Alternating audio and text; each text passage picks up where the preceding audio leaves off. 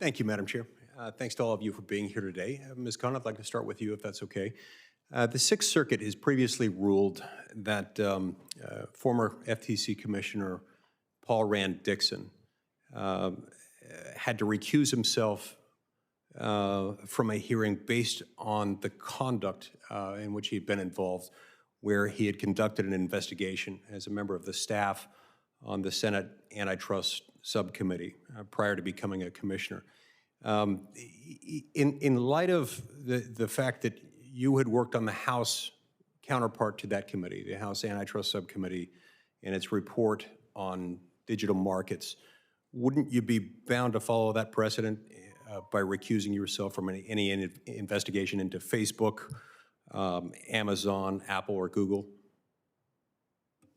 Thanks for the question, Senator.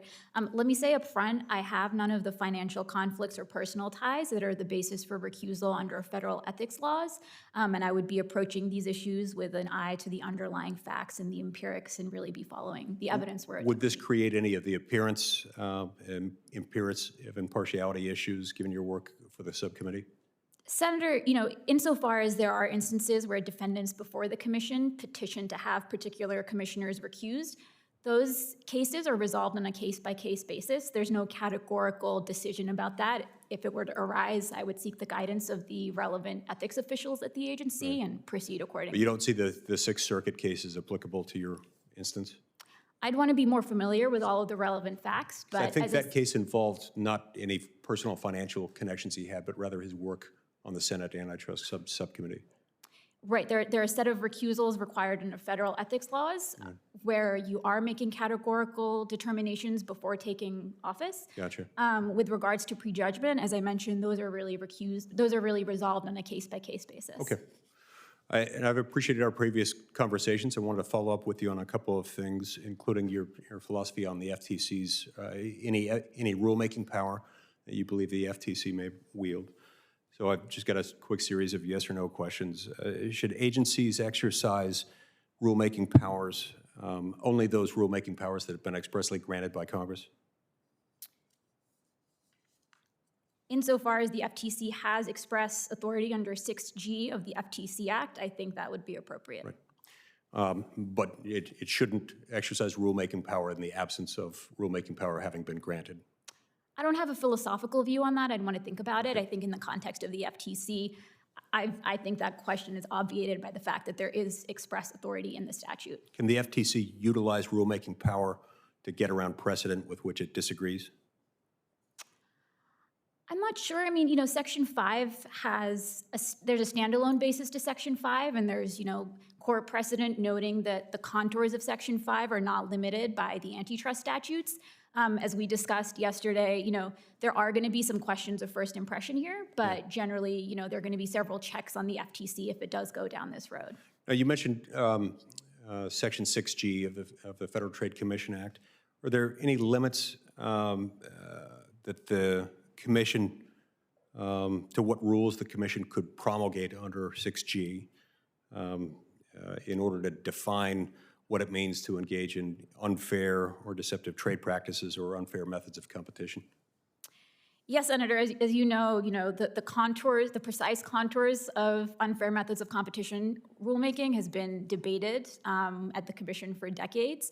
There are a series of cases from the 80s where the FTC adjudicated and, courts came up with a few standards relating to coercion or oppressiveness. In practice, though, I think adjudication has not been very successful as a mechanism for defining the contours, and former Commissioner Josh Wright in particular has also written about this, so I think there are some real questions still remaining. As we've discussed in the past, there is some debate currently underway about our antitrust laws and about the consumer welfare standard, which we've discussed a little in the past. It's always important for us to evaluate our laws and to ensure that our standards for assessing whether particular behaviors and mergers and acquisitions are illegal or should be illegal, whether they're harming Americans. Do you think the consumer welfare standard is lacking? In my academic capacity, I have critiqued the consumer welfare standard. I've questioned whether it really is a good proxy for competitiveness, especially in the context of digital markets. So when assessing whether a merger or a particular course of conduct is anti-competitive, do you think courts and enforcers should take into consideration any impact that the action in question might have on innovation? Yeah, yes, absolutely. Consumer choice also? Generally speaking, I mean, the statute says, substantially lessen competition. Competition is not defined in the statute, so it's up to the agencies and the courts to really figure out what this means. Price, market access, effects on quality, all should be taken into account. Exactly. So and all that's great to hear. I think that's fantastic. All of these things are already in play, and they play a significant role in our current antitrust law, and they're an aspect. They're all features of the consumer welfare standard. It seems to me that our laws could meet the need if only enforcers brought the appropriate facts and the appropriate evidence in the appropriate cases to the table. Thank you, Mr. Chairman. I see my time's expired.